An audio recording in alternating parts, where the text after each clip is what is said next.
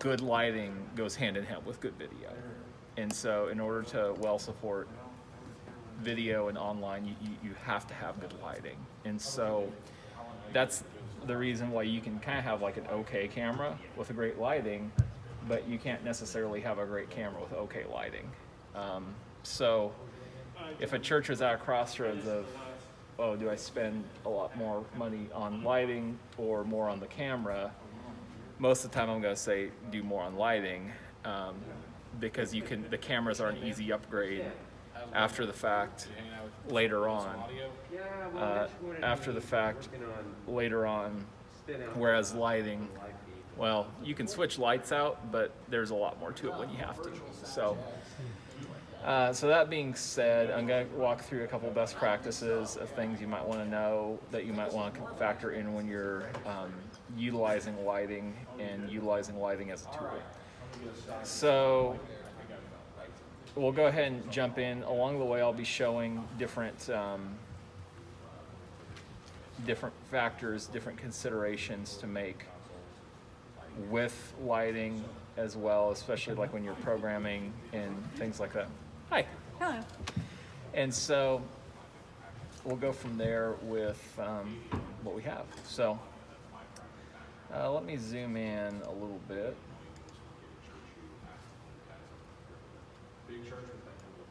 Great. Actually, I like that even more. Awesome. So you'll see here in this program called Vista, there's a bunch of different, all these different shapes and different things. And so these shapes and things are actual, what are called fixtures in your system.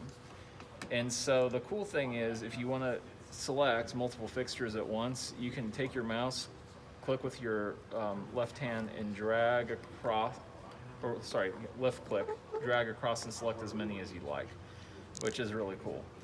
A couple of things to kind of show you how this is laid out. Everything is laid out in the order in which you see it. So, for example, right down here at the bottom are all your house lights. So one of the things that you guys have is you can control every single house light in this system from the computer, which is cool. You guys couldn't do that before. You just had some switches on the wall. The other thing too is these lights are individually addressed. So if I wanted to just select one, I can go up and down with just that one light, which is pretty cool. So does the app override the switches that are still on the Correct. walls? Okay. Yeah, correct. So when this computer is present, those switches they're dumb, which is what we want them to do. Yeah, exactly. This overrides, so no one can accidentally change it. Now the other cool thing, and we'll go over there, right near front of house audio, there's an 8-button wall station there. There is a button that says lockout, and you can tap that, and that actually manually disables power to those wall stations even. So if you wanted to even have a second fail-safe, which our company recommends, we recommend that. So, but the cool thing, so all your house lights are individually controllable. They're laid out in the order in which they are in the room.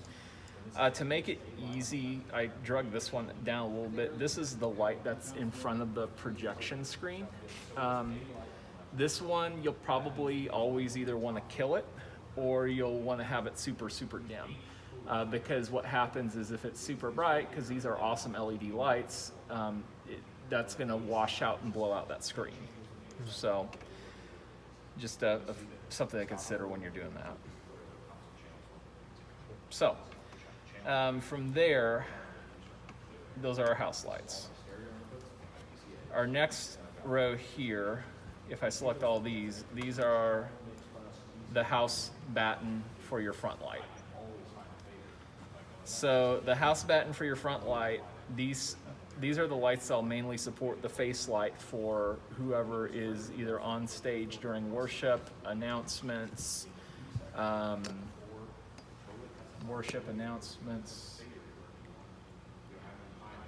sermons, anything where there's someone on stage.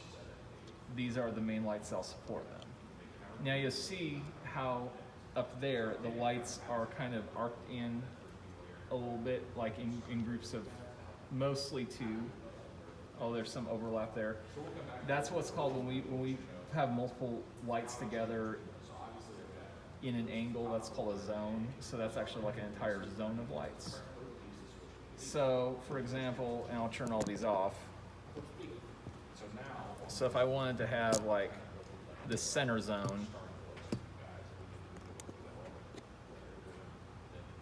oh, no, wrong ones. Hold on. Of course, the lighting guy can't get it. That's funny. There we go. So you can make it so that if you're wanting to light up specific things in the within your system, you can. Examples of what you want to do is if you want to have a more dramatic effect of something, you can do that with these. So that's just a good thing to keep in mind with your house lights. So when you grab one and adjust one, and then go back later and grab it as a group of the others and adjust the group together, it resets the one to match the That's other. correct, yeah. So what happens, and we'll get to that's a great question, because we'll get to the control section here in a moment. But what happens is whatever you have selected at the time, it'll snap those to whatever value you have selected. And we'll actually go through more examples of that here shortly. And then, so these lights here are the batten that's going to be kind of your mid-stage position, and those are going to support people who are towards the back of the stage, so like your keys player, your drummer, bass player, or anyone else who could really be back there. So, and there are 4 of those there. And then the last one, or second to last lights I'll show here are your movers. So you also have some moving light options. And so these are, you have a couple different moving lights. So you have 2 on the stage that are called spots, 2 rows of those, and then you have 2 single fixtures out here that are called washes.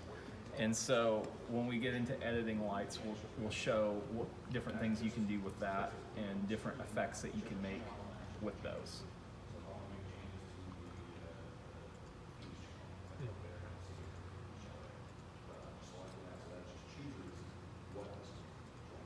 I'll turn those off for now.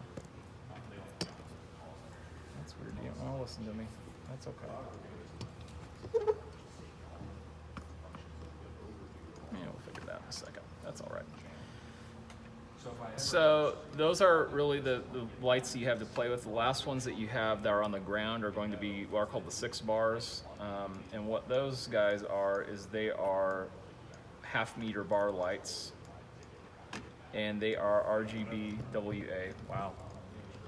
I'm messing up today. That's why. Yeah, there we go. I was on another lighting system this last week that was similar to your guys's, but not quite your guys's, and it's messing me up because I'm mixing them up.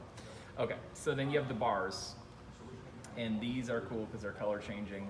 You can also do effects with them, which is really cool. And what they're useful for is lighting up your walls and then lighting up your stage design.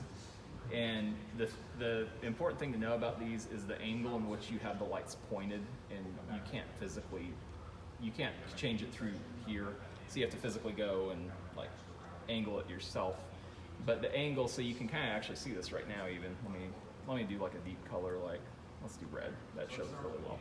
So you can see like that first one on the right is lit fairly evenly. The middle one is lit evenly, but I can tell that one on the left, yeah, it's a little too close. It's kind of angled in as well too, because it's also not given quite an even shape. So one thing to note is that really can change. That can really vary based on just the angles that you have and then the pitch in them. So this is why I encourage people to do with lighting, anything in lighting. And you probably, if you were in Wes's audio session, you'll probably have heard him say this: try and break it. Like, try and figure out, like, okay, this really doesn't work, and then figure out how to fix it to make it work, which is kind of fun. So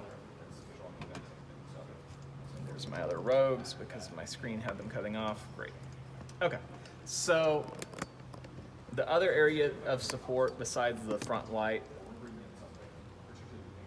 let's turn this in here. You also have what are called backlight or shoulder light. And this is actually the important part of video lighting, because you want to make sure that you're supporting whoever's up front, you're also supporting them with good light. Now, I think I've watched you program this. You can also use backlight only when like videos are playing to make a cool effect of like the stage just being dark. So you could do something like that while a video's playing to have like the illusion of the stage kind of being like ready for people, but not quite. And so these are also RGBW changing, and we could throw effects on them if we wanted to, which I don't probably recommend with these type of lights because it's gonna be bad. We're gonna talk about good colors to use for these and bad colors, because when it comes to shoulder light, there are colors you shouldn't use. And notice I said try and break it. Well, yeah, there are colors that you shouldn't use. Specifically green, and then like dark blues and purples for anybody with like a shaved head, for example. Because what happens is that blue or that deep purple is on a camera is going to basically it literally will make their head look distorted. It's kind of crazy, which is also kind of cool all at once. I remember